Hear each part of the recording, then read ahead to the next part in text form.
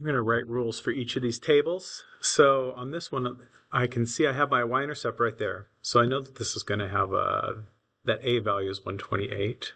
And I'm just going to figure out my b value. And I can get that by doing some division. If I go 160 divided by 128,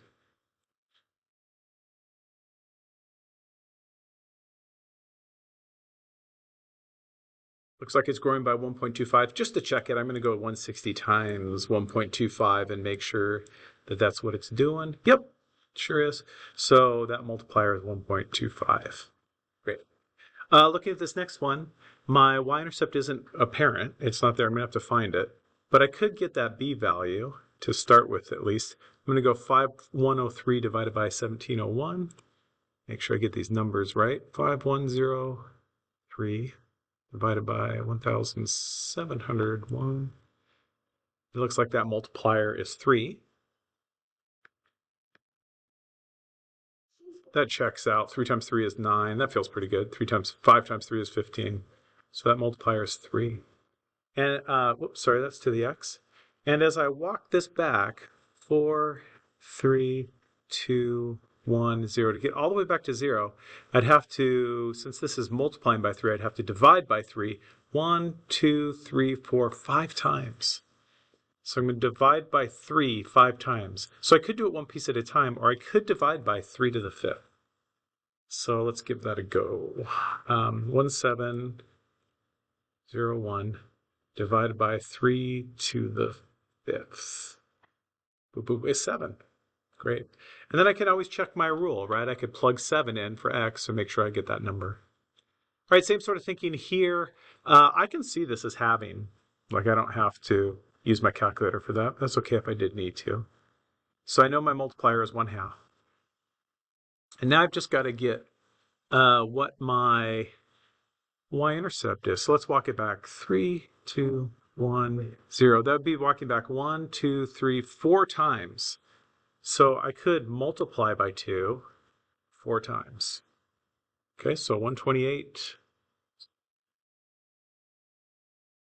times 2 to the 4th, 2048. There's that one. Great, let's take a peek at this one. I can see my y-intercept is 13, so I know I've got that. And then now, it's kind of interesting. X is going by 2. So there's actually 2 multiplications in here from the 13 all the way to the 208. So what I'm going to do is I'm going to figure out what the big jump is. So I'm going to go 208 divided by 13, and I get 16. So these 2 multiplications in here, right, if I go through the 1, get me to 16. So if I go the square root of 16, see how many times I have to multiply, what I multiply by twice to get to 16. That gives me my multiplier, which is 4. All right, the next one's very similar, but I don't even have a y-intercept here apparent. So if I do this division, I can see this is a 9. This is actually a 1/9, right? It's 9 going the other direction. So I know my multiplier is 1/9. And now, oh, it's not. This is going by 2, so it's the square root of 1/9. This one is so tricky. So my multiplier is 1/3. To get back to 0, I would have to have come from something that I did a 9th. So I'm going to go multiply by 9. So 405 times 9, 3645.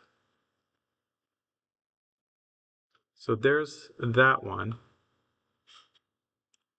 And then let's take a look at this last one. Again, this is jumping by 2, so I'm going to have to square root. Looks like this is going times 100. So, but to get through here, I multiplied twice to get to 100. So my b value is 10. And then if I walk this back to 0, 2, 1, 0, divide by 10, divide by 10, divide by 10, that's a 90. And there's my rule for that one.